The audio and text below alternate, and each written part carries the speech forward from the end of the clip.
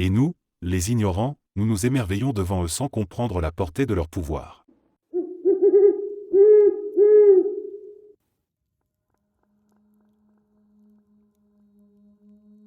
Je me souviens très bien de ce jour. C'était un après-midi tranquille d'automne, avec l'air légèrement frais qui s'infiltrait par la fenêtre entr'ouverte de la maison de ma grand-mère. La lumière dorée du soleil baignait le salon, projetant une ambiance douce et nostalgique, presque hors du temps. Je m'étais installé dans un vieux fauteuil en velours qui grinçait à chaque mouvement, feuilletant un album photo que je n'avais jamais remarqué auparavant. Cet album, rangé à l'abri derrière d'autres, semblait receler une partie cachée de notre histoire familiale. Les pages, jaunies et fragiles, contenaient des photos en noir et blanc, immortalisant des visages de parents disparus depuis longtemps. Je feuilletais les pages lentement, comme si chaque image me livrait un fragment d'un passé révolu. Je m'attardais sur les visages de mes parents, jeunes et souriants, puis sur des portraits d'oncles et de tantes que je n'avais connus qu'à l'âge adulte. Soudain, une série de clichés retint mon attention. À plusieurs reprises, à différentes époques, un même visage apparaissait. Un homme, toujours le même, d'un âge indéfinissable, figé dans le temps, semblait surgir de chaque photo. Sa présence récurrente défiait toute logique. Des clichés des années 1910 le montraient parmi des invités à un mariage. Il se trouvait ensuite sur une photo en 1945, lors d'un rassemblement de famille, puis à une fête de Noël dans les années 1970. À chaque fois, il portait des vêtements adaptés à l'époque, mais son visage, son regard, tout restait identique. Le plus troublant, c'était la ressemblance frappante entre cet homme et moi. Ce visage, c'était le mien, sans le moindre doute. Chaque ligne, chaque expression, chaque détail me renvoyait un écho familier et terrifiant. C'était comme si je contemplais un miroir temporel qui me projetait à travers les décennies. Je refermai l'album d'un geste brusque, les mains tremblantes. Une vague de panique montait en moi. Cela n'avait aucun sens. Je suis né en 1993, j'ai grandi comme tout le monde, entouré de ma famille. Je n'avais jamais entendu parler de cet homme, et pourtant, il me ressemblait trait pour trait. Il n'avait pas vieilli. C'était impossible, et pourtant, il était là. Je décidai de montrer l'album à ma grand-mère, espérant qu'elle puisse m'apporter une explication rationnelle. Elle était assise dans son fauteuil près de la fenêtre, le regard perdu dans le vide, comme souvent depuis que l'Alzheimer avait commencé à effacer ses pensées. Son esprit était devenu une mer de confusion. Parfois, elle me prenait pour un autre, d'autres fois, elle restait silencieuse pendant des heures. Mais lorsqu'elle aperçut les photos, une étrange lueur traversa ses yeux. Elle semblait reconnaître cet homme. Elle pointa du doigt le visage et murmura quelque chose que je ne pus comprendre sur le moment. Puis, elle se tourna vers moi avec une expression que je n'avais plus vue depuis longtemps, une expression de clarté et de certitude. Son regard m'enveloppa, comme si elle voyait quelque chose en moi que j'ignorais. Sans prononcer un mot de plus, elle se replongea dans le silence, me laissant seul avec mes pensées.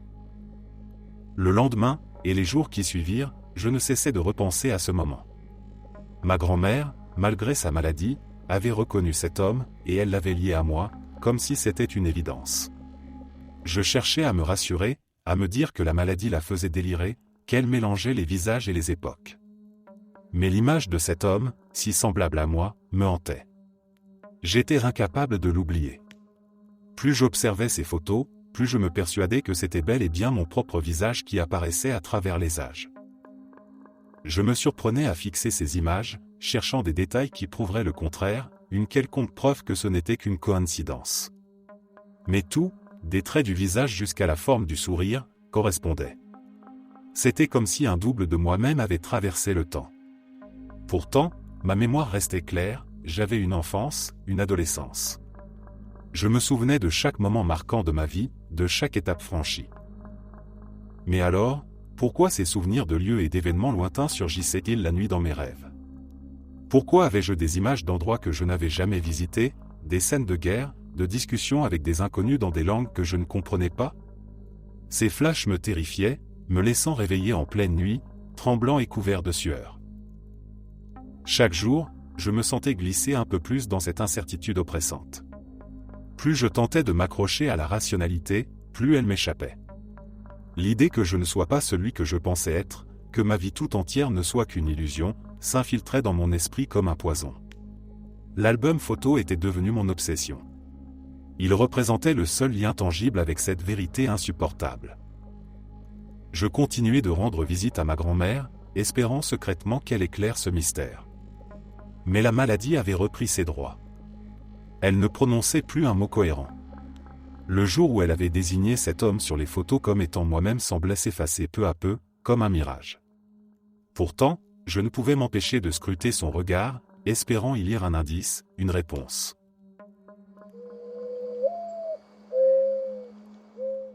Le comte de Cagliostro, né sous le nom de Giuseppe Balsamo à Palerme, est une figure à mi-chemin entre l'aventurier, l'escroc et l'alchimiste.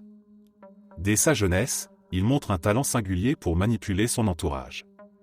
Fasciné par l'occultisme, il voyage à travers l'Europe, accumulant connaissances et pratiques ésotériques. Il se rebaptise comte de Cagliostro et prétend posséder des secrets millénaires, ayant été initié par des moines et des sages orientaux. Charismatique, il parvient à s'introduire dans les cercles les plus fermés, gagnant la faveur des nobles par ses prétendus talents de guérisseur et ses connaissances alchimiques. Son arrivée à Paris marque le début de sa légende. Il y fonde un rite maçonnique appelé maçonnerie égyptienne, promettant à ses disciples l'accès à une connaissance perdue et à l'immortalité. Les rituels de Cagliostro, mêlant incantations, potions mystérieuses et manipulations alchimiques, suscitent l'engouement. Mais le comte n'est pas qu'un mystique, il est aussi un homme aux nombreuses zones d'ombre. À Paris, il se retrouve rapidement au cœur de scandales qui ébranlent sa réputation. Il est soupçonné d'être un imposteur, un maître dans l'art de l'illusion et de la tromperie. Ses prétentions à l'immortalité, à la transmutation des métaux en or et à la guérison des maladies incurables éveillent l'intérêt mais aussi la méfiance. Cagliostro n'hésite pas à user de son charme pour convaincre les plus sceptiques. Lors d'un dîner chez le cardinal de Rohan, il déclare avoir plus de 3000 ans et se souvenir de l'Égypte ancienne comme s'il l'avait quittée la veille. Les nobles, hypnotisés par ses paroles, l'interrogent sur ses voyages dans le temps, ses rencontres avec les plus grands penseurs de l'histoire. Et Cagliostro, toujours maître de la scène, répond avec un aplomb déconcertant. Toutefois, le vent tourne lorsque le célèbre scandale du collier de la reine éclate. Cagliostro est accusé d'avoir manipulé le cardinal de Rohan pour soutirer un collier coûteux destiné à Marie-Antoinette. Bien qu'il nie avec véhémence toute implication, il est arrêté et emprisonné à la Bastille. Cette affaire ternit sa réputation et le fait passer pour un simple escroc aux yeux du public. Libéré après plusieurs mois d'enfermement, Cagliostro fuit Paris, son nom désormais synonyme de tromperie et de scandale. Sa fuite le conduit à Rome, où il continue ses activités occultes, mais cette fois, sous l'œil vigilant de l'Inquisition. Traqué et accusé d'hérésie, il est capturé par les autorités ecclésiastiques. Durant son procès, il refuse d'avouer ses crimes et se proclame une nouvelle fois porteur de connaissances sacrées. Le tribunal ne se laisse pas émouvoir. Il est condamné à mort, puis sa peine est commuée en emprisonnement à vie. Enfermé dans la forteresse de San Leo, il passe ses derniers jours dans une cellule lugubre, coupé du monde extérieur. Les gardiens disent que même dans sa cellule, le comte pratiquait des rituels étranges, prononçant des incantations dans des langues inconnues. Certains rapportent qu'ils l'ont vu tenir des conversations avec des ombres qui apparaissaient dans sa cellule, comme s'il s'entretenait avec des entités invisibles. Lorsqu'ils entrèrent un matin, la cellule était vide, comme s'il s'était volatilisé. Le mystère de sa disparition reste entier. Son corps ne fut jamais retrouvé. Les théories fusent, certains croient qu'il a réussi à s'échapper en utilisant ses connaissances occultes, d'autres pensent qu'il a accédé à une dimension supérieure. À ce jour, des gens prétendent l'avoir aperçu, bien vivant, dans les ruelles sombres de Paris ou de Londres, toujours vêtu de sa cape noire et souriant mystérieusement à ceux qui l'interpellent. Le comte de Cagliostro demeure une énigme, une ombre insaisissable qui hante l'imaginaire collectif, l'incarnation même de l'homme maudit par sa quête de pouvoir et de savoir.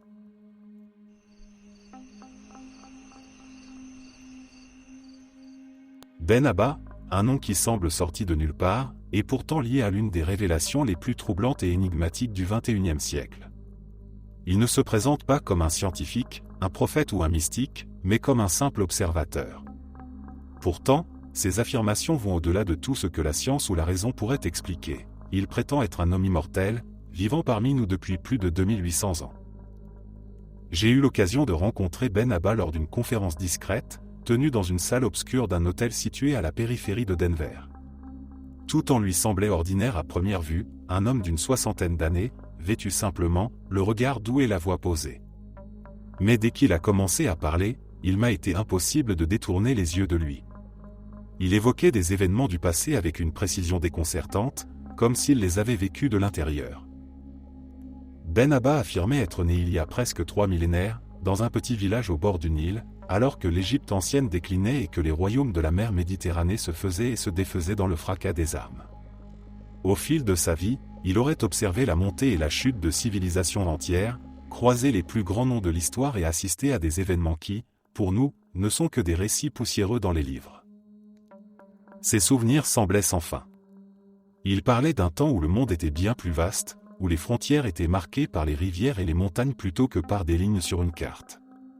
Il racontait comment, dans sa jeunesse, il avait pris part aux campagnes militaires de l'Empire assyrien et assisté à la chute de Babylone.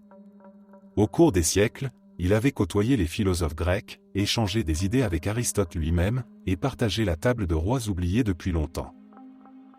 L'immortalité, expliquait-il, n'était pas une bénédiction, mais un fardeau. Contrairement aux légendes, il n'avait pas bu de potions magiques, ni effectué de pacte avec un quelconque démon. Sa longévité n'était que le fruit d'une anomalie biologique, quelque chose d'inexplicable même pour lui. Son corps, disait-il, se régénérait de manière exceptionnelle.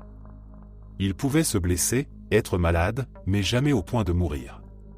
Les cellules de son corps se réparaient, se régénéraient d'elles-mêmes, maintenant son apparence à un âge indéfinissable, bloqué quelque part dans la maturité de la quarantaine. Mais l'immortalité avait un prix. Il avait dû se cacher, changer d'identité à maintes reprises, effacer les traces de son passage à travers l'histoire pour ne jamais attirer l'attention. Chaque fois que les gens autour de lui vieillissaient, qu'il mourait, il devait tout quitter et recommencer ailleurs. Pendant des siècles, il avait vécu sous différents noms, un soldat perse durant les guerres médiques, un marchand romain voyageant de Byzance à Lutèce, un prêtre dans une abbaye oubliée du Moyen-Âge. Durant les siècles d'obscurantisme, il avait frôlé la mort à plusieurs reprises, non par vieillesse, mais par persécution. Lorsque l'Église traquait les hérétiques, il avait été accusé de sorcellerie. Conscient du danger, il avait fui, s'était caché dans des cavernes, vécu comme un ermite pendant des décennies, jusqu'à ce que le monde oublie son visage. Puis il était réapparu, sous une nouvelle identité, dans une autre région, continuant d'observer l'humanité se débattre avec ses propres démons. Au XVIIIe siècle, il avait pris part aux Lumières, correspondant secrètement avec des penseurs comme Voltaire et Diderot, intrigués par ses idées visionnaires. Pourtant, il ne pouvait jamais révéler son secret, même aux esprits les plus ouverts. Qui aurait cru qu'un homme se tenant devant eux avait vu les pyramides d'Égypte en construction et observé les guerriers d'Alexandre le Grand défier les plaines d'Asie? Mais plus le temps passait, plus son existence devenait compliquée à cacher. Avec l'avènement des nouvelles technologies et la traçabilité omniprésente de l'ère moderne, Ben Abba s'était trouvé piégé par le monde même qu'il avait aidé à bâtir. Alors, il décida de sortir de l'ombre, de livrer son histoire, non pas pour se faire croire, mais pour partager ce qu'il avait vu. Ainsi, il écrivit un livre dans lequel il déposa une partie de son savoir accumulé, un ouvrage qui, s'il n'avait pas été pris pour un délire d'imagination, aurait bouleversé notre compréhension de l'histoire. Il raconta qu'à la Renaissance, il avait rencontré un autre immortel, un homme dont le nom s'est perdu, mais qui avait vécu plus de 600 ans avant de choisir de disparaître à jamais. Ensemble, ils avaient exploré les confins de l'esprit humain, testé les limites de la perception et de la réalité. Cette rencontre l'avait convaincu d'une chose, il n'était pas le seul, mais il était l'un des derniers. Une fois, dans les années 1920, il crut en avoir croisé un autre, un homme mystérieux aux yeux perçants qui semblait connaître des détails sur la Rome antique que personne n'aurait pu savoir. Mais cette rencontre fut brève, et l'autre disparut avant même qu'il n'ait pu lui parler. Ben Abba vivait désormais une existence recluse, observant à distance les changements rapides de la société moderne. Il contemplait les guerres, les révolutions technologiques et se demandait jusqu'où l'humanité irait avant de s'autodétruire. Plus d'une fois, il avait tenté d'influencer subtilement le cours des événements, d'éviter des catastrophes, mais ses efforts semblaient dérisoires face à l'élan incontrôlable du progrès. En quittant cette salle de conférence, son récit encore vibrant dans mon esprit, je ne pouvais m'empêcher de réfléchir. Peut-être était-il un simple fabulateur, un homme doté d'une imagination débordante. Mais en me souvenant de la profondeur de ses yeux et de la certitude tranquille de ses paroles, une idée insidieuse s'ancra en moi, et s'il disait vrai ?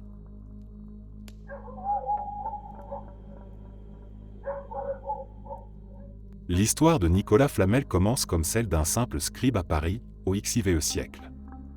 Né dans une famille modeste, il gagne sa vie en recopiant des manuscrits pour la bourgeoisie et les nobles.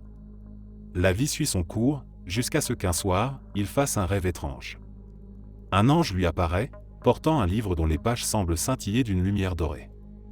Ce livre détient le secret de l'immortalité, mais il te faudra des années avant de pouvoir en percer le mystère, murmure l'ange avant de disparaître. Quelques jours plus tard, un colporteur étranger frappe à la porte de Flamel. Il propose au scribe d'acheter un ouvrage ancien écrit en caractères hébraïques. Flamel reconnaît immédiatement ce livre, c'est celui de son rêve. Il dépense une somme folle pour l'acquérir, mais ne peut comprendre les symboles énigmatiques inscrits sur ces pages. Pendant 20 ans, il tente de déchiffrer le manuscrit, sans succès. Sa femme, Pernelle, partage sa passion, le soutenant jour et nuit, malgré l'absence de résultats. Un jour, désespéré, Flamel décide de partir pour l'Espagne, où il espère trouver des érudits juifs capables de l'aider. En Espagne, il rencontre un mystérieux érudit qui accepte de l'initier au secret du manuscrit. Les mots prennent soudain un sens, c'est un traité d'alchimie attribué à Abraham le Juif, un alchimiste légendaire. Flamel apprend à créer des potions, à manipuler les métaux, et surtout, il découvre la méthode pour fabriquer la pierre philosophale. Il retourne à Paris, et avec Pernelle, il se lance dans de nouvelles expériences. Peu de temps après, il transforme du plomb en or pour la première fois. Leur richesse soudaine attire l'attention, mais Flamel et sa femme ne se comportent pas comme de simples nouveaux riches. Ils utilisent leur fortune pour construire des hôpitaux, des écoles et restaurer des églises. Leur générosité suscite des rumeurs, ont-ils vraiment découvert le secret de l'immortalité ? Leurs contemporains les voient vieillir lentement, mais après leur mort, des témoins affirment les avoir aperçus vivants, plusieurs décennies plus tard, dans des villes éloignées.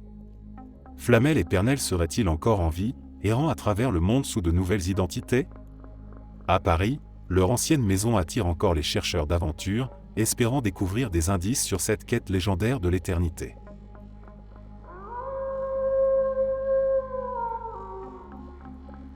Il y a 5 ans, mes amis et moi avions décidé de faire un voyage qui sortait de l'ordinaire, un trek jusqu'à Machu Picchu.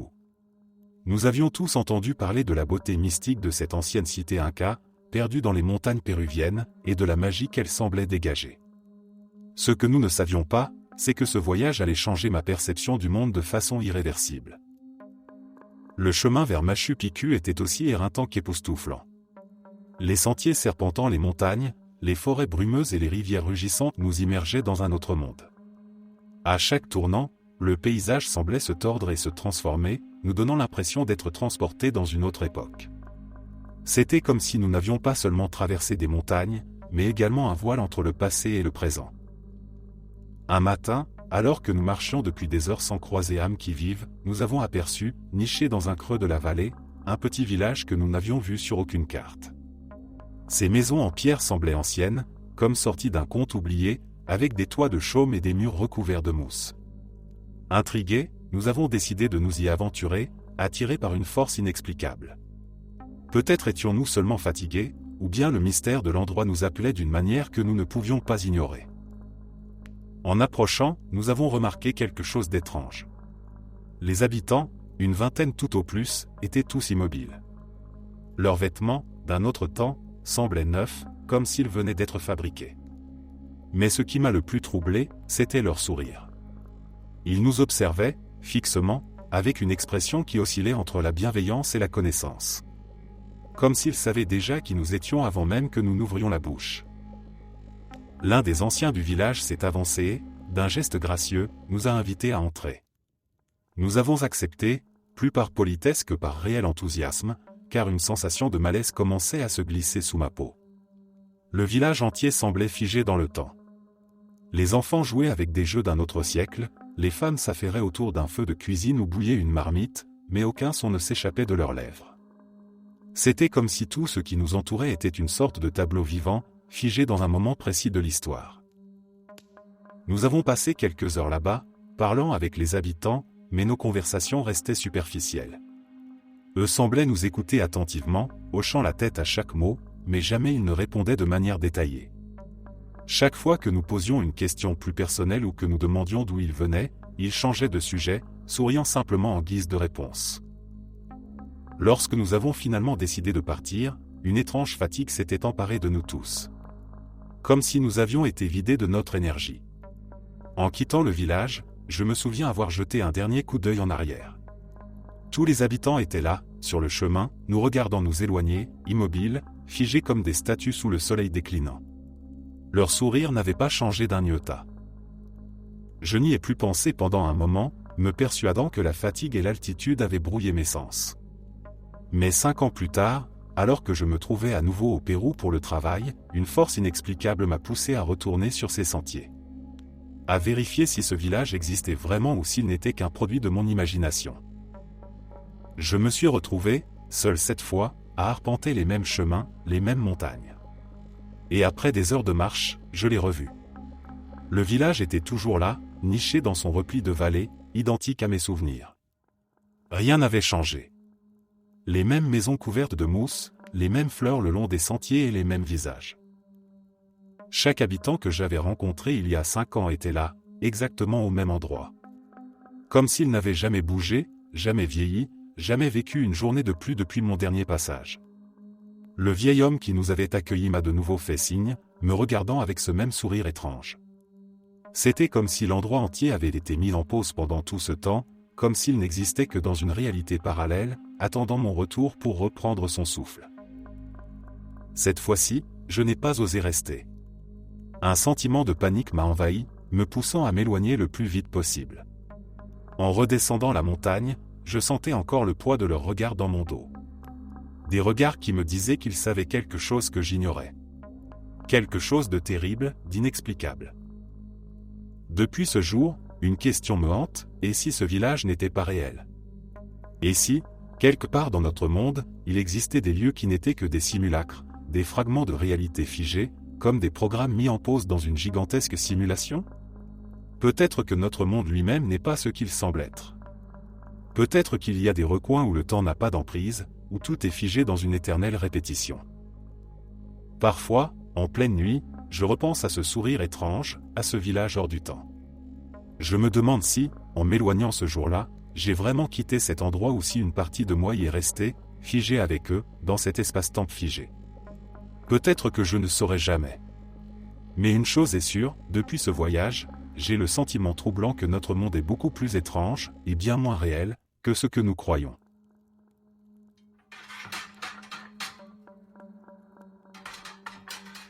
Apollonius de Tyane, philosophe, mystique et thaumaturge du 1er siècle, est une figure presque mythique dont l'existence défie le temps.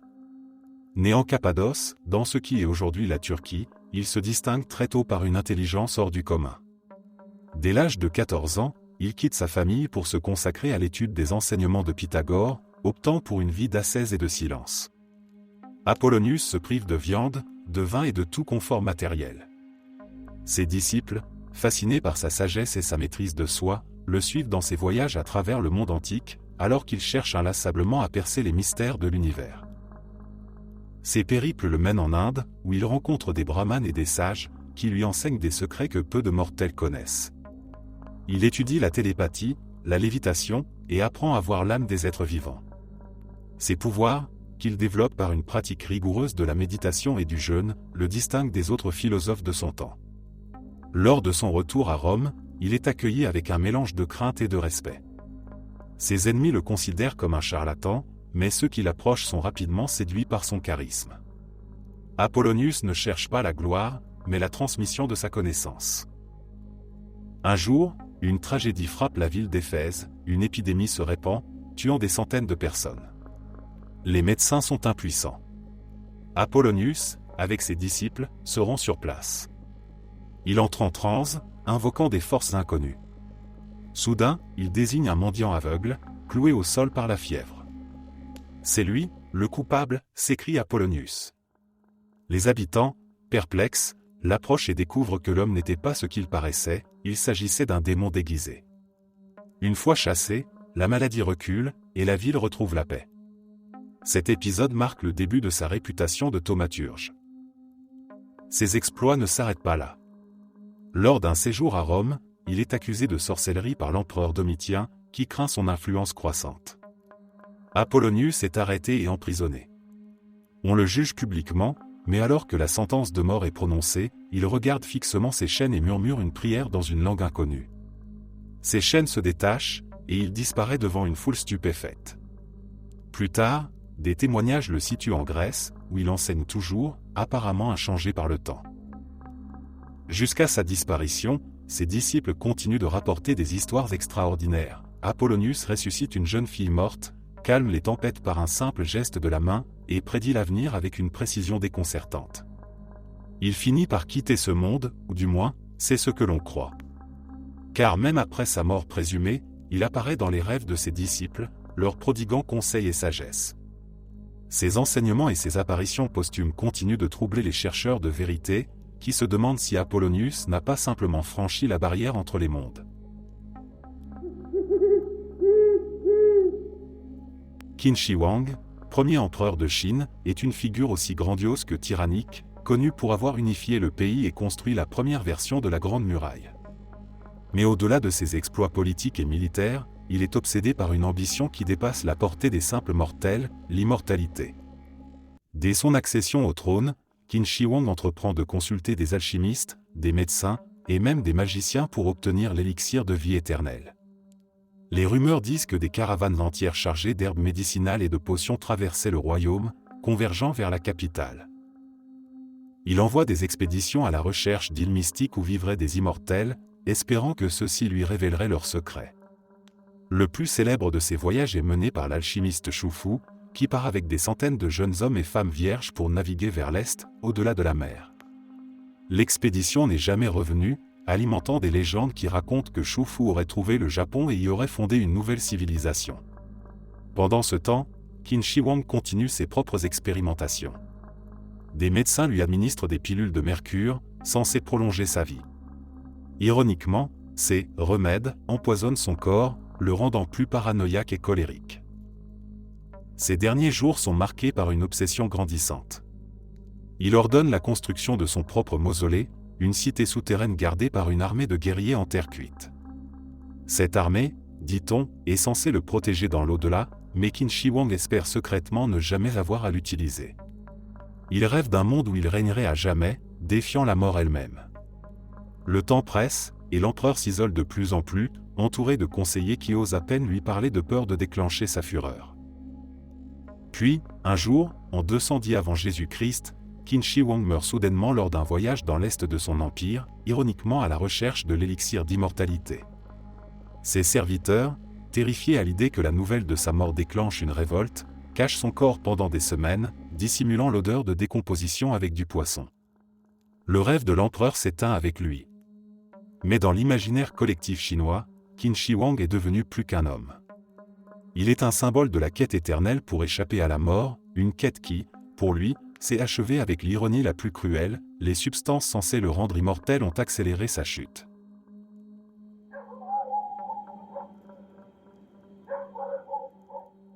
L'urbex, c'est ma passion.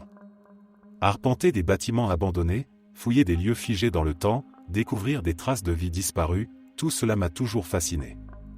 Chaque site raconte une histoire, murmure des secrets que seuls les curieux peuvent entendre. Mais il y a un jour, une exploration en particulier, qui hante encore mes pensées. Cela s'est passé il y a 2 ans. Je m'étais aventuré dans une ancienne zone industrielle en périphérie de la ville. L'endroit était à l'abandon depuis des décennies, laissé à la merci de la nature et du temps. À l'époque, je n'avais aucune idée de ce que j'allais découvrir là-bas. Je me souviens être tombé sur un tunnel en béton partiellement caché par des gravats et de la végétation. L'entrée était à peine visible, comme si elle s'effaçait du paysage, oubliée de tous. Une brise froide soufflait depuis l'intérieur, portant avec elle l'odeur âcre de la pierre humide. Intrigué, je me suis glissé à l'intérieur. Le tunnel était long, étroit, avec des murs suintants et une obscurité presque palpable. Je n'avais qu'une petite lampe torche pour éclairer mon chemin, et chaque pas résonnait comme un écho lointain dans ce lieu désert. Après plusieurs minutes de marche, le tunnel s'élargit brusquement, débouchant sur un grand escalier en pierre. Les marches, usées par le temps, semblaient grimper vers la surface. Je pouvais deviner la silhouette d'un bâtiment massif au-dessus de moi, ses contours se dessinant faiblement dans la lumière tamisée de la lampe. C'est alors que je l'ai aperçu, un homme, assis sur une marche, la tête baissée. C'était un sans-abri, à en juger par ses vêtements usés et son sac en toile posé à côté de lui. Pourtant, quelque chose dans son allure me semblait étrange, presque irréel. Ses traits étaient fins, son visage marqué de rides profondes mais régulières, comme des fissures bien dessinées. Ses yeux, d'un gris perçant, brillaient dans l'ombre, et un léger sourire flottait sur ses lèvres. Il a levé les yeux vers moi, et dans ce regard, j'ai ressenti une sensation que je ne pouvais pas expliquer. Un mélange de familiarité et d'étrangeté, comme si cet homme appartenait à un autre temps. D'une voix douce mais assurée, il m'a demandé pourquoi j'étais venu. Je lui ai répondu avec maladresse, expliquant que j'étais un passionné d'exploration urbaine, que j'aimais découvrir des lieux perdus. Il a acquiescé lentement, comme s'il comprenait parfaitement, puis il m'a prévenu, il ne fallait pas toucher aux objets anciens qui jonchaient le sol à l'intérieur du bâtiment. Je l'ai remercié, trouvant son conseil étrange, mais je n'ai pas insisté. Il m'a alors souri de nouveau, cette fois avec une gentillesse désarmante, et a ajouté qu'il y avait de très jolies choses à voir là-haut. Je ne savais pas quoi répondre, alors je lui ai simplement souhaité une bonne journée avant de continuer à monter les marches, son regard pesant encore dans mon dos. En arrivant en haut de l'escalier, je me suis retrouvé dans un grand hall d'entrée. La pièce était immense, avec un plafond voûté couvert de fresques effacées et des colonnes massives soutenant la structure. De vieux mannequins, vêtus de costumes d'époque, gisaient çà et là, recouverts de poussière. L'endroit ressemblait à un musée, mais tout semblait figé, comme si le temps s'était arrêté. Je me suis frayé un chemin parmi les vitrines brisées, les morceaux de verre éclatés au sol, les œuvres d'art déchiquetées par l'humidité. J'ai pris des photos, documentant tout ce que je pouvais, mais une sensation de malaise grandissait en moi. Quelque chose n'allait pas. C'est en sortant mon carnet pour noter les détails de l'exploration que je suis tombé sur une vieille photo, glissée sous une plaque de verre cassé. C'était un cliché sépia, jauni par le temps. Il montrait un groupe de personnes, probablement des visiteurs du musée, en habits d'un autre siècle. Mon cœur a raté un battement lorsque j'ai vu, au premier plan, un homme qui me fixait, droit dans l'objectif. Un homme dont le visage était identique à celui du sans-abri que je venais de croiser. Je suis resté figé, la photo tremblant dans mes mains. Ce n'était pas possible. Le musée semblait abandonné depuis des décennies, sinon plus. Comment cet homme pouvait-il être sur cette photo d'époque? Et surtout, comment pouvait-il être là, aujourd'hui, à me parler comme si de rien n'était? Le doute m'a envahi, mon esprit cherchant désespérément une explication rationnelle. Peut-être que ce n'était qu'une ressemblance troublante. Peut-être que la fatigue me jouait des tours. Mais le sentiment de malaise ne me quittait pas. J'ai rapidement terminé de parcourir le musée, sans toucher à rien, comme il me l'avait conseillé. Chaque pas résonnait avec un écho pesant, et les mannequins, figés dans leur pose absurde, semblaient m'observer en silence. Lorsque je suis redescendu par l'escalier, j'espérais le retrouver là, sur la marche où je l'avais laissé. J'avais 1000 questions à lui poser. Mais le palier était vide.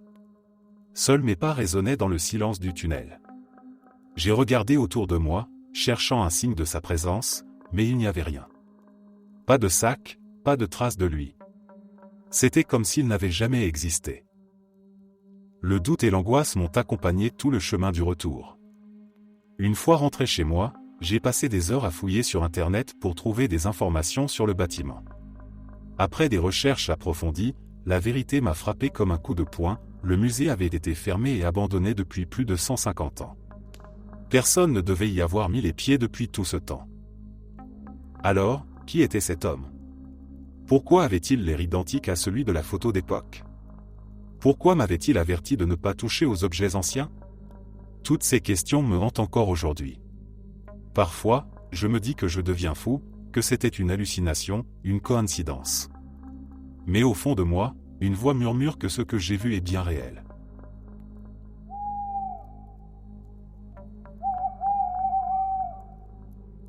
Les maîtres ascensionnés sont des êtres entourés de mystères, issus des traditions ésotériques et théosophiques du XIXe siècle.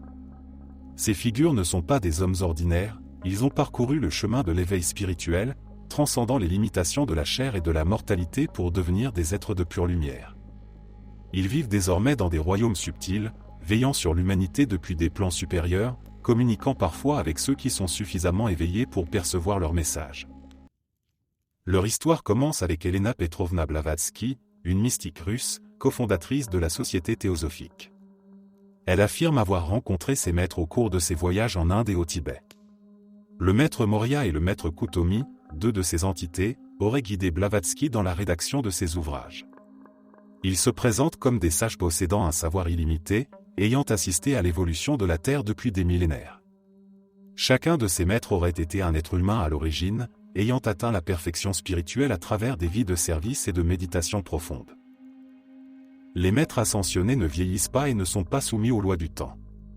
Ils apparaissent et disparaissent à volonté, laissant derrière eux des preuves de leur existence sous la forme de lettres, d'apparitions soudaines et d'inspirations données à leurs disciples.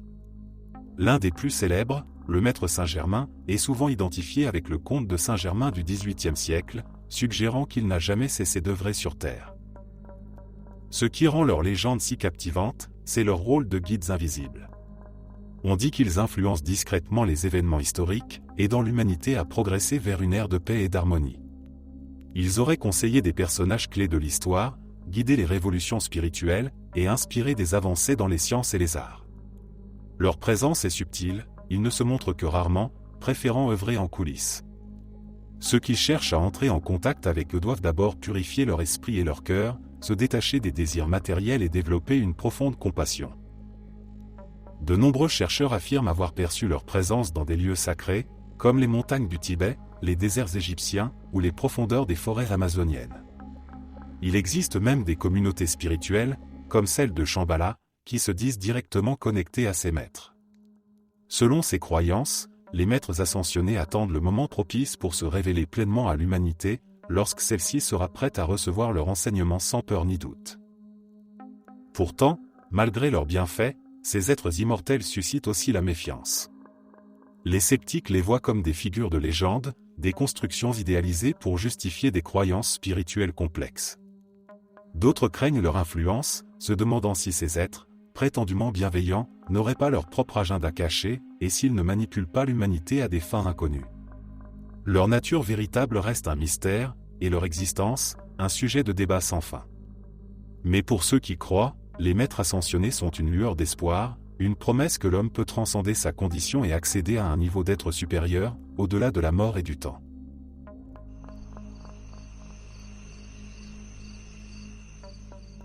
Je ne m'attends pas à ce que vous me croyez. J'ai simplement besoin de vider mon esprit, car cela me trotte dans la tête depuis un bon moment maintenant. Je suis quelqu'un de rationnel et je n'ai jamais été du genre à croire aux phénomènes paranormaux. Pourtant, ce qui m'est arrivé il y a environ 8 à 10 ans reste gravé dans ma mémoire.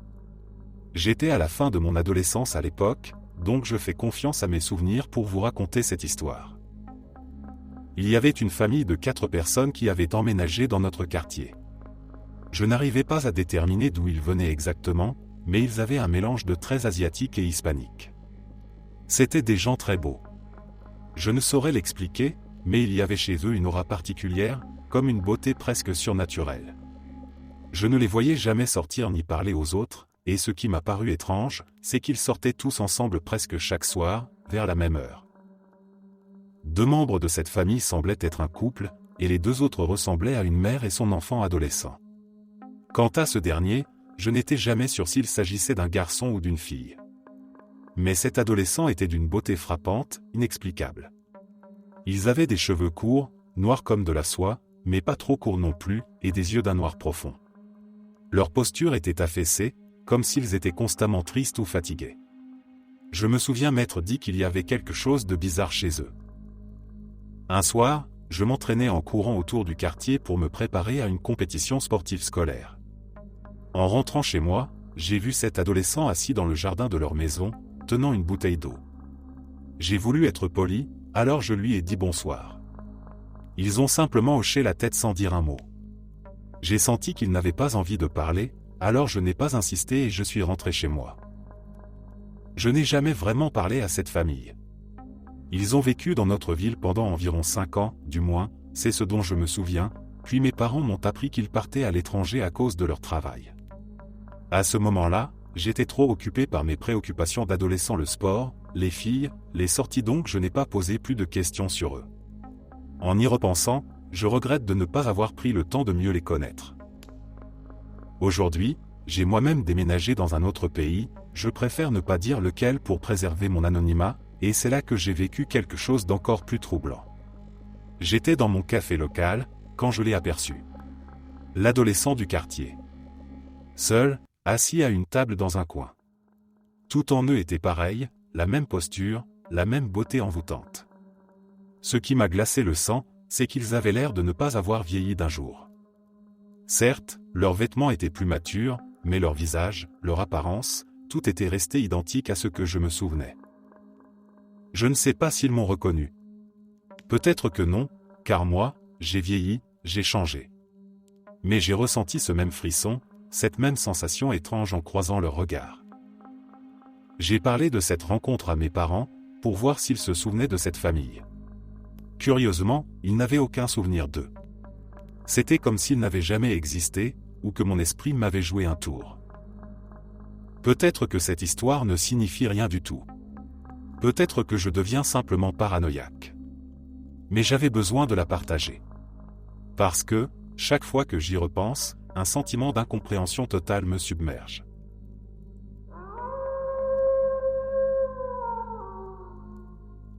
Hermès Trismégiste est un personnage légendaire dont le nom évoque mystère et savoir occulte. Dans les écrits anciens, il est souvent représenté comme un être transcendant, unissant les sagesses de l'Égypte et de la Grèce. Hermès, dieu messager des Grecs, se mêle à Thau, le dieu égyptien de la sagesse et de l'écriture. Ensemble, ils deviennent Hermès Trismégiste, 3 fois grand. Son histoire se tisse dans les parchemins oubliés des bibliothèques d'Alexandrie, où ses enseignements ésotériques sont compilés dans des textes mystérieux appelés Hermetica. Ce sage des temps anciens aurait vécu bien avant la civilisation gréco-romaine, partageant ses secrets avec quelques rares initiés. Hermès Trismégiste, selon les légendes, aurait découvert les lois qui régissent le cosmos, les principes alchimiques qui relient l'esprit et la matière. Il aurait écrit la fameuse table d'émeraude, un texte si énigmatique qu'il renfermerait en quelques phrases le secret de la transmutation des métaux et de l'immortalité. L'histoire raconte qu'Hermès était capable de voyager entre les mondes, traversant les plans d'existence comme un oiseau traverse le ciel. On dit qu'il pouvait se dématérialiser, apparaissant à différents endroits simultanément, et qu'il avait atteint un état de conscience où le temps n'avait plus de prise sur lui. C'est pourquoi certains récits le décrivent comme un être sans âge, présent à travers les âges, assistant à la naissance et à la chute de civilisations entières. Il fonde une école de sagesse secrète, l'école hermétique, où les initiés apprennent à maîtriser les arts occultes. Ses disciples, appelés fils d'Hermès, propagent sa connaissance à travers le monde, cachant les vérités profondes dans des symboles et des métaphores. Ils prétendent qu'Hermès ne peut pas mourir, car il a transcendé les limites de la chair. Ses enseignements sur la purification de l'âme et du corps, sur la fusion des opposés, seraient la clé pour échapper à la mort. Mais où est Hermès maintenant ? Les érudits théosophiques du XIXe siècle croient qu'il est devenu l'un des maîtres ascensionnés, vivant dans un état de conscience supérieure, au-delà du monde physique. Il est toujours là, chuchotant aux oreilles des chercheurs de vérité, guidant ceux qui cherchent à percer les secrets de la pierre philosophale. Peut-être est-il ce souffle d'inspiration qui pousse les alchimistes à croire que l'esprit et la matière peuvent se transformer, que le plomb peut devenir or, et que la mort n'est qu'une illusion à surmonter.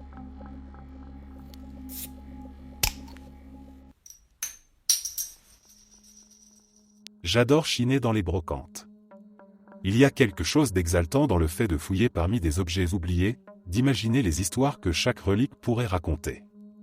Ce samedi-là, j'errais sans but précis, mes doigts glissant distraitement sur des bibelots poussiéreux et des livres d'occasion empilés sans soin. J'étais sur le point de quitter le marché lorsque quelque chose attira mon regard, un vieux carnet en cuir, usé et marqué par le temps. Je m'approchai et pris l'objet entre mes mains. La couverture, d'un brun profond, était craquelée par endroits, et un léger parfum de papier jauni s'en dégageait. Un filigrane d'or, à peine visible, encadrait le bord, ajoutant une touche d'élégance ancienne. En l'ouvrant, j'ai immédiatement senti un frisson parcourir ma peau. Les premières pages étaient remplies de textes manuscrits, écrits dans une encre d'un noir estompé. Les lignes ondulaient légèrement, témoignant de l'âge du carnet. Je l'achetai sans même négocier, une étrange sensation d'urgence m'animant. Ce n'est qu'une fois rentré chez moi que j'ai réellement pris le temps de l'examiner. Les pages étaient remplies de récits, tous écrits à la première personne. Je commençai à lire, fasciné par la précision et la richesse des détails. Le narrateur, dont le nom n'était jamais mentionné, décrivait sa vie dans une petite ville française au début du XVIIIe siècle. Il parlait de ses enfants, de sa femme, des luttes quotidiennes pour subvenir à leurs besoins, de la famine qui frappait la région. Mais plus j'avançais dans ma lecture, plus quelque chose me troublait. Après quelques pages, l'histoire basculait brusquement. Le narrateur racontait sa fuite précipitée vers l'Espagne, échappant à des soldats français. Il décrivait ensuite sa vie à Madrid, l'effervescence de la ville au XVIIIe siècle, ses rencontres avec des artistes, des scientifiques. Puis, encore une fois, l'histoire changeait. Cette fois, le narrateur se trouvait à Constantinople, parlant de son rôle dans le commerce de la soie et de ses échanges avec les Ottomans. Tout cela semblait n'avoir aucun sens. Comment ce même individu pouvait-il passer d'un pays à l'autre, d'une vie à une autre, sans jamais mentionner le passage du temps ? Plus je lisais, plus l'inquiétude me gagnait. À chaque nouveau chapitre, chaque nouvelle vie, le narrateur se trouvait dans un endroit différent, à une époque différente, sans jamais faire référence à son âge. Et pourtant, le ton, le style d'écriture, et même la manière dont il décrivait ses pensées demeuraient inchangés. C'était comme si une seule personne avait vécu à travers toutes ces époques. Je passais des heures, absorbé par ce carnet qui semblait défier la logique. Le narrateur parlait de la Révolution française, racontant comment il avait assisté à la chute de la monarchie, puis de sa fuite en Angleterre. Il décrivait la montée de l'Empire britannique, sa fascination pour les découvertes scientifiques, sa rencontre avec des figures historiques dont les noms étaient gravés dans les livres d'histoire. Ce qui m'effrayait le plus, c'était le ton détaché, presque blasé, avec lequel il parlait de la mort de ses proches, de ses propres morts, même, mentionnant sans émotion des enterrements fictifs organisés pour tromper ceux qui le connaissaient. Je devais comprendre. Je retournai fébrilement en arrière, cherchant le moindre indice, quelque chose qui pourrait expliquer cette continuité impossible. C'est alors que je remarquai un détail troublant. Sur une des premières pages, à peine visible sous les mots écrits, se trouvait une date, griffonnée d'une main différente. 1723, c'était l'année où le carnet avait commencé, à en croire l'écriture originale. Mais sur une page beaucoup plus récente, au milieu du carnet, une autre date figurait en bas, presque imperceptible. 1879. Ce n'était pas possible. Comment ce même individu pouvait-il écrire avec le même ton, le même style, en étant supposément âgé de plus de 150 ans ? Je continuai à lire, mes yeux parcourant frénétiquement les lignes. Le narrateur mentionnait des périodes de « transition » où il devait quitter une ville, un pays, pour ne jamais revenir. Il parlait de la nécessité de disparaître, de se réinventer. Un passage en particulier retint mon attention, il y décrivait une rencontre avec un alchimiste à Prague, au début du XVIIe siècle. L'alchimiste lui avait offert, selon ses mots, un « don » qu'il avait libéré des contraintes de l'âge et de la mort. Mais il précisait également que ce don était une malédiction. Qu'il était condamné à marcher éternellement parmi les vivants, à voir ceux qu'il aimait vieillir et mourir, à changer de nom, de visage, à jamais. Je reculai brusquement sur ma chaise, le carnet tombant presque de mes mains. Mon esprit s'emballait, tentant désespérément de trouver une explication rationnelle. Je me précipitai sur Internet, recherchant des informations sur les dates, les noms mentionnés. Tout semblait coïncider avec les événements décrits dans le carnet. Chaque lieu, chaque période historique s'emboîtait parfaitement dans les récits, comme des pièces d'un puzzle terrifiant. C'est alors que je découvris une photographie ancienne, datant des années 1850. Elle représentait un groupe de personnes devant un manoir en ruine, probablement quelque part en Angleterre. Au centre, un homme se tenait, son regard fixé sur l'objectif. Je sentis mon sang se glacer. Cet homme c'était le même que celui décrit dans le carnet. Ou du moins, il lui ressemblait étrangement. La ressemblance était frappante, troublante. J'agrandis l'image, examinant chaque détail. Même posture, même regard impassible. comme s'il avait traversé le temps sans jamais changer.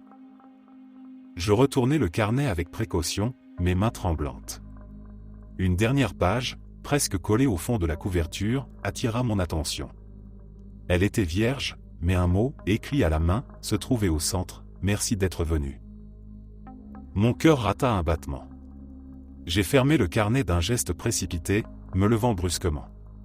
Ce message, il ne pouvait pas être pour moi. Et pourtant, la sensation d'être observé, d'être attendu, m'envahissait. Comme si cet inconnu, cet immortel dont j'avais lu les récits, savait que je finirais par trouver ce carnet. Je n'ai jamais retourné à la brocante. Le carnet est resté enfermé dans une boîte, rangée au fond de mon placard. Mais chaque nuit, je me demande si je dois continuer à le lire, plonger encore plus loin dans ces histoires, ou s'il vaut mieux l'oublier. Pourtant, quelque chose me pousse à y revenir. Peut-être que je n'ai pas encore compris tout ce qu'il avait à dire. Ou peut-être que je crains qu'il me dise la vérité, qu'à travers ce vieux cuir jauni et ces pages remplies de secrets, il me fixe, attendant que je découvre la réponse qui changera tout ce que je crois savoir sur le temps, et sur moi-même.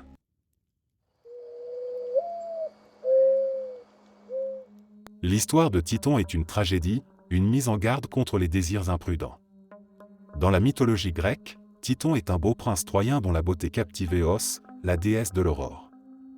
Éperdument amoureuse de lui, Éos l'enlève et l'emmène dans son palais céleste, où elle le comble d'amour et de tendresse. Craignant de perdre son amant, elle décide de demander un don particulier au dieu, l'immortalité pour Titon. Zeus, roi des dieux, accède à sa demande, mais Éos, dans son empressement, oublie de demander la jeunesse éternelle en même temps. Au début, la vie est parfaite pour les deux amants. Ils se prélassent dans la lumière dorée de l'aurore, savourant chaque instant de leur amour intemporel. Mais les années passent, et alors qu'Éos reste jeune et resplendissante, Titon commence à vieillir. D'abord, ce n'est qu'un léger signe de fatigue, une ride discrète sur son front. Puis, son dos se courbe, ses cheveux s'amincissent et blanchissent. Sa peau devient parcheminée, ses yeux perdent leur éclat. Titon ne comprend pas ce qui lui arrive. Il est censé être immortel, alors pourquoi se sent-il si faible, si usé? Éos se rend compte de son erreur, mais il est trop tard. Titon, désormais éternel mais sans jeunesse, continue de vieillir, jour après jour, siècle après siècle. Sa voix devient rauque et chancelante, ses jambes peinent à le porter. Il supplie Éos de mettre fin à son calvaire, de lui rendre la mort qui lui a été arrachée, mais même la puissante déesse ne peut revenir en arrière. Elle tente de l'apaiser, l'entoure de soins et de douceur, mais rien n'y fait. Titon se transforme peu à peu en une créature si frêle qu'il ne peut plus parler, ni bouger, ni même penser. Les siècles passent, et le poids des années s'accumule sur lui comme une malédiction. Ne pouvant supporter de le voir dans cet état, Éos, en dernier recours, le transforme en cigale. Ainsi, il ne souffrira plus de son corps humain dégradé, mais continuera de vivre, chantant faiblement à l'aube. C'est pourquoi, selon la légende, la cigale, bien qu'elle semble fragile et mourante, chante chaque matin avec un son plaintif et mélancolique, comme une prière adressée à Éos. Le chant de la cigale, c'est celui de Titon, condamné à une existence interminable, marqué par un corps qui ne cesse de vieillir sans jamais mourir. L'histoire de Titon n'est pas simplement un mythe sur l'immortalité, elle est un avertissement sur les conséquences de nos désirs. Titon a obtenu l'immortalité, mais il a perdu tout ce qui rend la vie supportable. Son destin est un rappel que vivre pour toujours n'est pas un don à prendre à la légère, et qu'une existence infinie sans jeunesse, sans santé, peut devenir la plus cruelle des punitions.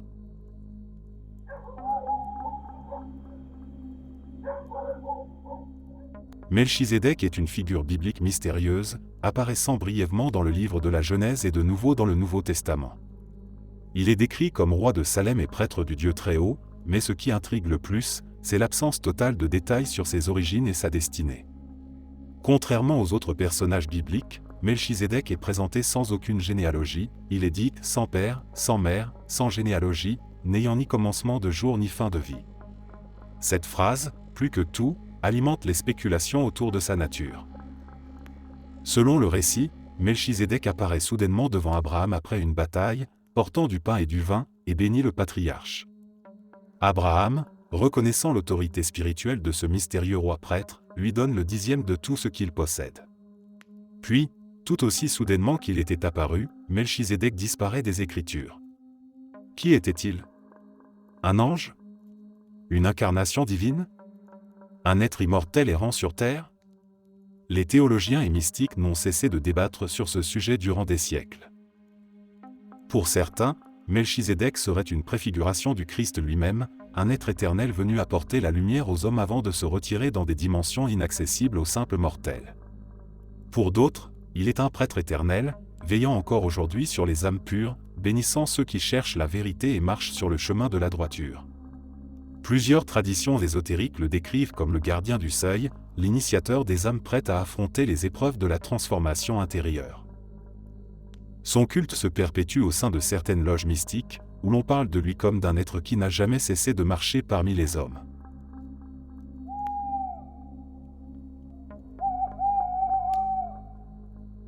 L'histoire d'Akhenaton et de Néfertiti commence dans le faste de l'Égypte ancienne, à une époque où le panthéon des dieux règne sur les terres fertiles du Nil. Akhenaton, initialement connu sous le nom d'Amenhotep IV, est un pharaon qui ose défier des traditions millénaires. Dès le début de son règne, il entreprend une révolution spirituelle sans précédent. Il rejette le culte d'Amon-Rê, dieu solaire suprême, et impose l'adoration d'un dieu unique, Aton, le disque solaire.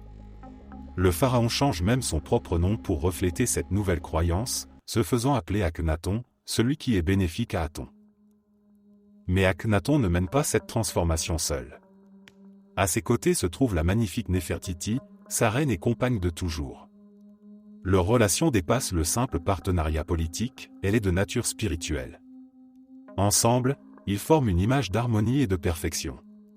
Néfertiti, dont le nom signifie « la belle est venue », est souvent représentée dans les fresques avec une grâce divine, presque égalitaire au pharaon lui-même. À une époque où les femmes sont reléguées à des rôles secondaires, Néfertiti partage le pouvoir avec son époux, symbolisant une union presque transcendante. Le couple construit une nouvelle capitale, Akhetaton, aujourd'hui connue sous le nom d'Amarna, dédiée à Aton. Là, dans la cité radieuse, ils instaurent un âge d'or, ou du moins, c'est ainsi qu'ils le perçoivent. Mais cette transformation radicale attire le mécontentement du clergé traditionnel et de la population qui vénère depuis des siècles le panthéon des anciens dieux. Les opposants au nouveau culte murmurent que le pharaon et sa reine se considèrent eux-mêmes comme immortels, ayant transcendé la condition humaine grâce à leur proximité avec Aton. Les annales racontent que vers la fin de leur règne, Akhenaton et Néfertiti se sont retirés dans des sanctuaires secrets, pratiquant des rituels mystérieux pour obtenir l'immortalité. Certains prêtres assurent qu'ils ont trouvé le moyen de s'unir éternellement à Aton, devenant ainsi des êtres divins, insensibles au passage du temps. Lorsqu'Akhenaton disparaît soudainement, et que Néfertiti semble s'évanouir dans les brumes de l'histoire, les Égyptiens se posent des questions. Aucune tombe ne porte leur corps. Aucune momie ne révèle leur identité. Les pharaons qui succèdent à Akhenaton s'acharnent à effacer toute trace de leur règne. Leurs noms sont martelés dans la pierre, leurs statues détruites. C'est comme si le couple n'avait jamais existé. Pourtant, dans l'ombre des temples, des prêtres chuchotent encore à voix basse qu'Akhenaton et Néfertiti ne sont pas morts. Qu'ils ont accédé à une autre forme d'existence, un état divin où ils veillent sur l'Égypte à jamais. Peut-être que, quelque part, dans les limbes entre ce monde et l'au-delà, les pharaons hérétiques continuent de contempler le soleil, vivant dans l'éternité qu'ils avaient promise à leur Dieu.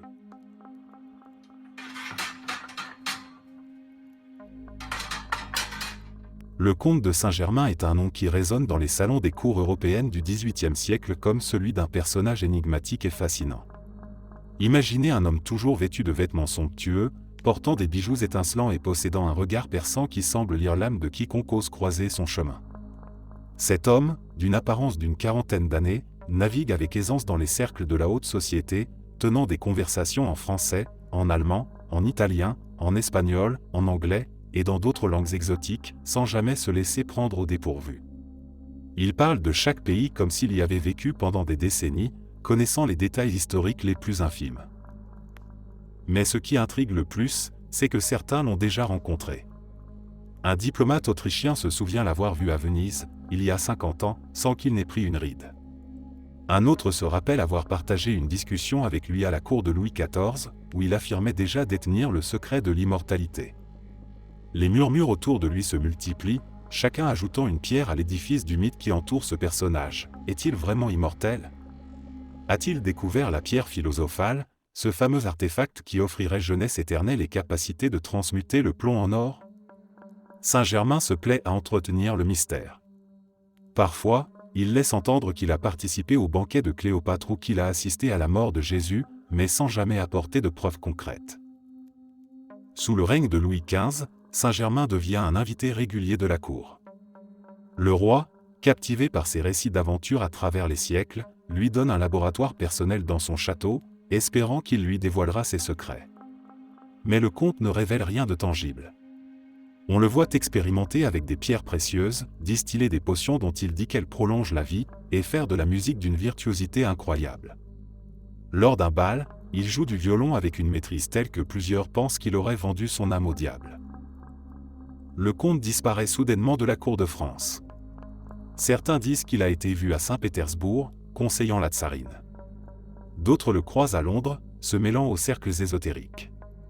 Puis, un jour, la nouvelle de sa mort survient en Allemagne, dans le château du prince Charles de Hesse-Cassel. Pourtant, des années après, des témoins rapportent encore l'avoir croisé à Paris, à Vienne, ou même à New York. Qui est réellement le comte de Saint-Germain? L'histoire ne le dit pas, mais sa légende perdure, celle d'un homme qui aurait vaincu le temps.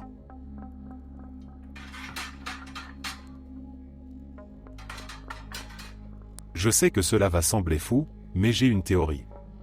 Une théorie que beaucoup rejetteront immédiatement, mais que je ne peux plus ignorer. J'en suis venu à croire que de nombreuses célébrités, ces personnes que nous admirons, vénérons, et considérons comme des êtres d'exception, sont en réalité immortelles. Elles ont trouvé un moyen de contourner la mort, et c'est ce qui explique leur pouvoir, leur richesse, et leur influence incommensurable. Je sais que cela paraît tiré par les cheveux, mais j'ai découvert des indices troublants en creusant un peu plus sur leur passé. En analysant de vieilles peintures, des gravures et même des représentations artistiques de différentes époques, j'ai remarqué quelque chose d'étrange. Certains visages sont récurrents, traversant les siècles. Les traits, les expressions, tout est identique. Comme si ces personnes avaient existé à différentes époques, sous différentes identités. Prenez par exemple Keanu Reeves. Vous l'avez vu? Cet acteur ne semble jamais vieillir. Il est aujourd'hui presque identique à ce qu'il était il y a 20 ans, voire plus. Mais le plus inquiétant, c'est que si vous fouillez dans les archives historiques, vous trouverez un portrait datant de la Renaissance italienne représentant un homme nommé Paul Mounet, un acteur français qui aurait mystérieusement disparu au début du XXe siècle, sans laisser de traces. Leurs visages sont parfaitement identiques. Comment expliquer cela? Une simple coïncidence? Je n'y crois pas. Et ce n'est pas un cas isolé. Nicolas Cage, par exemple, a un visage qui apparaît dans une photographie du XIXe siècle, un homme ressemblant trait pour trait à l'acteur actuel.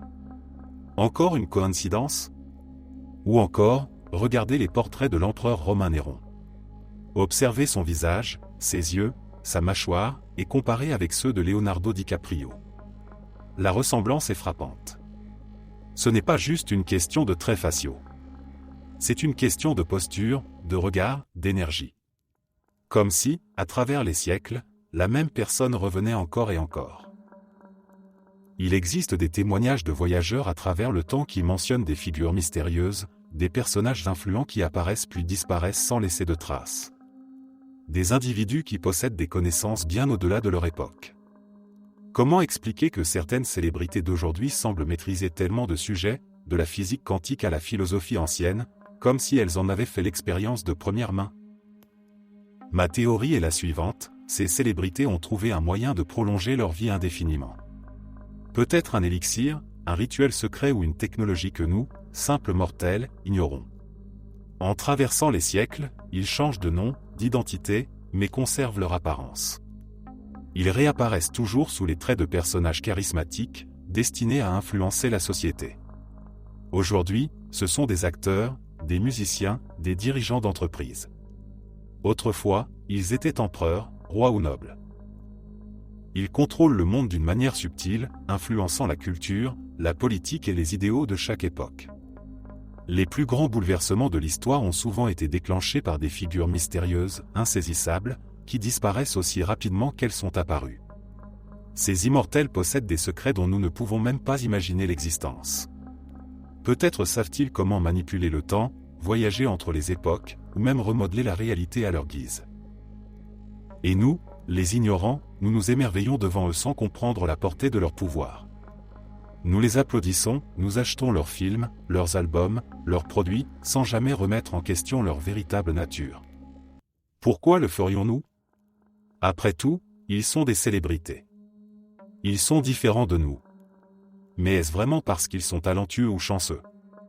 Ou est-ce parce qu'ils ont accédé à un savoir interdit, une immortalité qui leur confère cette aura magnétique et ce contrôle absolu? Je sais qu'il est difficile de prouver ce genre de choses. Mais ouvrez les yeux. Regardez les vieilles représentations, les tableaux, les photographies anciennes. Vous verrez que certains visages sont trop semblables, trop identiques. Et ce ne sont pas seulement des sosies ou des réincarnations. Ce sont les mêmes personnes, les mêmes êtres. Ils dissimulent leur existence derrière les rideaux de l'histoire, se jouant de nous comme de simples marionnettes. Leurs apparitions sont trop régulières pour être fortuites, et leur pouvoir est trop grand pour être simplement attribué à la célébrité. Non, ce sont eux qui tirent les ficelles, depuis les ombres de chaque époque, influençant notre monde d'une manière que nous ne pouvons même pas commencer à comprendre. Merci d'être resté jusqu'à la fin. N'oubliez pas d'aimer la vidéo, de vous abonner et de partager vos propres histoires en commentaire. On se retrouve demain à la même heure devant ce feu.